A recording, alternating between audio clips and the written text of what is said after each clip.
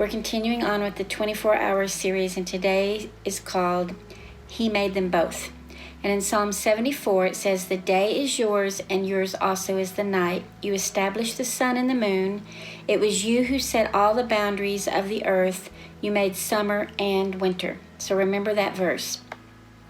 Now I want to ask you a question. Have you ever heard someone recall how blessed they are when provision and surprises and healings and all the good things go well in their lives?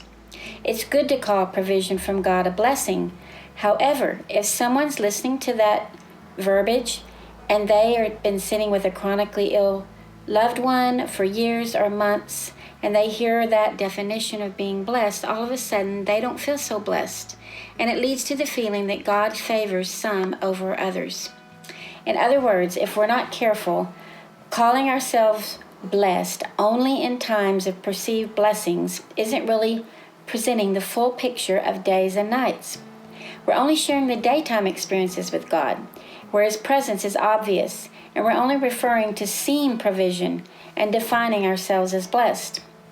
However, that verse we just read says, "The day is yours and also the night. You established the sun and the moon."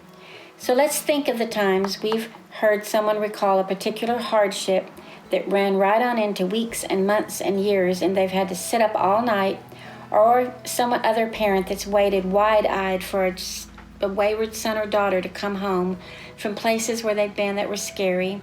Or what about the spouse whose husband or wife is deployed and they have endured months and nights and days alone in their bedrooms, missing the one they love? Or maybe someone works like a nurse in the night, all long nights with the terminally ill.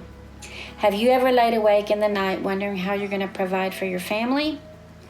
And do these folks and these type of experiences make us feel blessed?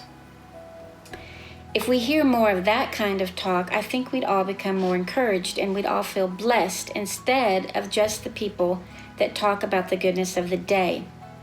I had a friend who wrote a Facebook post about how she particularly prays for those who experience long nights, like the list I mentioned above.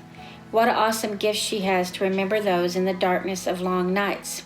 And she ended her post with this: "He is the answer to all of our midnight needs. There are no wee hours of the morning that are too desolate or too broken or too far from the Father's house for Him to bridge the gap when we cry out to Him. Nighttime is still His time, and grace works every shift." I love that. Nighttime is still His time. What a great thing to think about in light of the verses we just read. It says the day belongs to Him and also the night, and it further establishes that He made the sun and the moon and set boundaries of summer and winter.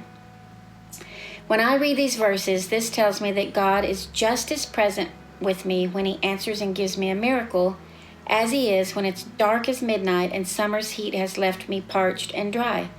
I am blessed in both parts of the 24-hour cycle, in the extremes of temperatures, and when everything is settled and established. His word over me is that I'm blessed. I'm blessed in the darkness. How can a desperate mom be blessed in the dark of the night when her daughter is out with a young man who knows where? Or how can a lonely husband call himself blessed when his wife is gone for good and the nights are long and it seems like morning will never come? How? The fact is that both day and night belong to Him, and so do we. And there's another verse in the Bible that says God never sleeps.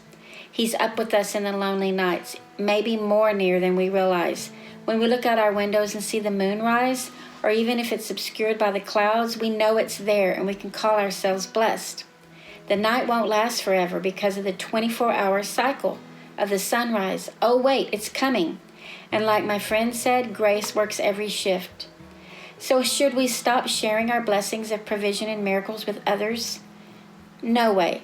But we should be equally willing to share our blessings of grace that we receive during the nights, as well as the sunrise. And when darkness crowded, but we caught a glimpse of the we couldn't take another step, and a pillar of light shot down and showed us where to go. Those stories, those realities, those situations where we feel God's presence when it's not obvious with the naked eye, well, those times need to be called blessed as well. I can tell you how excited we are for a new car, and you might smile and ask to take a ride and smell the newness of the leather.